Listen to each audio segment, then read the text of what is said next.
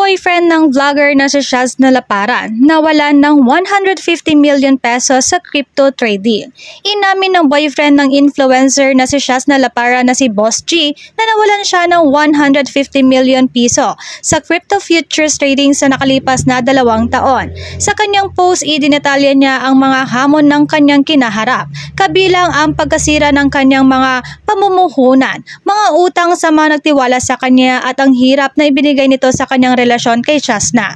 Ibinahagi niya kung paano siya nagsimula sa wala, naabot ang tuktok at pagkatapos ay bumagsak muli dahil sa mahihirap na desisyon, kabilang ang paghihiganti trading. Paulit-ulit sinusubukang mabawi ang nawalang pera sa mga maling paraan. Sa kabila ng pagkalugi, ipinahayag niya ang kanyang determinasyon na bumangon muli at bayaran ang kanyang mga utak. Bagamat inamin niyang hindi sapat ang kanyang kinikita para mabayaran ng lahat, kasama na ang 42 million pesos na utang niya kay Shaz na at sa kanyang pamilya.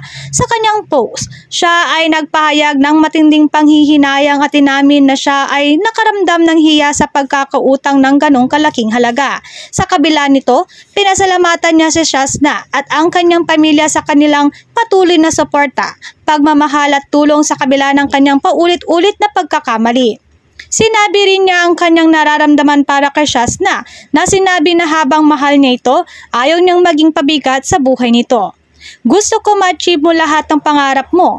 Alam kong di mo magagawa yun pag nandito pa ako at pabigat sa'yo. Binigyan din niya na ang pagmamahal niya rito ang nag-uudyot sa kanya na ipaglabang at ayusin ang kanyang mga pagkakamali. Ngunit kailangan muna niyang pagsikapan ang sarili bago may balik ang tiwala ng mga nakapaligid sa kanya. Ginamit din niya ang pagkakataong ito para balaan ang iba tungkol sa mga panganib ng crypto trading. Mabilis na nakakuha ng atensyon ang kanyang post online, kung saan maraming netizens na nag-alay ng suporta at panalangin para sa kanyang paggaling. Pinuri rin ng ilan si Shaz na sa kanyang pagmamahal at suporta sa gitna ng mahihirap na kalagayan. Sa kabila ng kontrobersiya, determinado siyang buuin at bumawi hindi lang para sa kanyang sarili kundi para sa mga nagtitiwala pa rin sa kanya. Posting this kasi sobrang bigat na talaga ng lahat. Nagsimula ako sa wala, narating ko yung tuktok at ngayon nadapa na naman ako. This time nahihirapan na talaga ako makabangon pero I'm trying. In the last 2 years, I lost 100 million total in crypto futures trading. Pera ko at pera ng mga nagtiwala sa akin ang nasunog ko.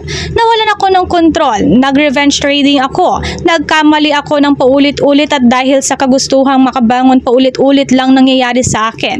Nabenta ko lahat ng naipundar ko. Habang bumabangon ako, nagbabayad ako sa mga taong nagtiwala sa akin pero hindi talaga sapat yung money na kinikita ko para makover lahat. Pagod na ako. Pero hindi ako susuko. Nakadamay pa ako ng mga taong nagtiwala sa akin, lalo na si Shaz na at pamilya niya, na kahit ilang beses akong nadapa wala akong narinig na masama sa kanila at nagpapahiram pa rin sila sa akin. Sobrang laki rin ng utang ko sa kanila na umabot ng 42 million. Wala na akong mukhang maihaharap sa mga tao. Sobrang nahihiya na ako. Hindi ako masamang tao pero oo, nalulong ako sa trading ng walang proper trading plan. Ilang beses na rin ako nagsinungaling kay Shaz na sa mga nangyari sa akin para lang hindi siya mag-alala. I'm sorry for everything. Sobrang fuck up ang utak ko. Sa mga nagtiwala sa akin, kung mabibigyan niyo po ako ng oras, pagkakataon makabangon, gagawin ko lahat.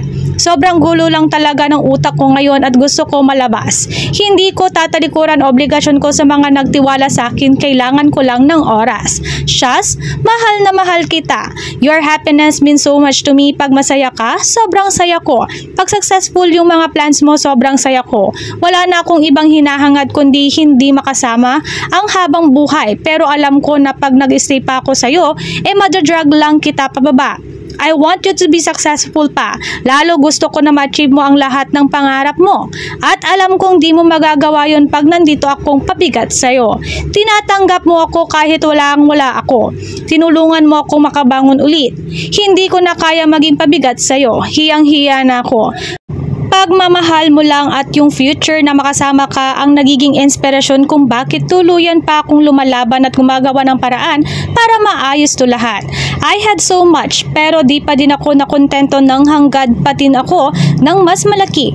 I'm not saying na iwasan nyo ang crypto, just learn not to be greedy and risk only what you can afford to lose. There is no such thing as easy money. I'm posting this for awareness. Don't make the same mistakes I did. Pahalagan nyo ang mga taong nagmamahal at nagtitiwala sa inyo. Don't take them for granted. Lalaban ako. Aayusin ko lahat. Hindi ko tatalikuran obligasyon ko sa mga taong nagtiwala sa akin at babawi ako sa inyo. Babalik ako sa taas. Gagawin ko ang lahat. Kabuuang post ng boyfriend ni Shazna.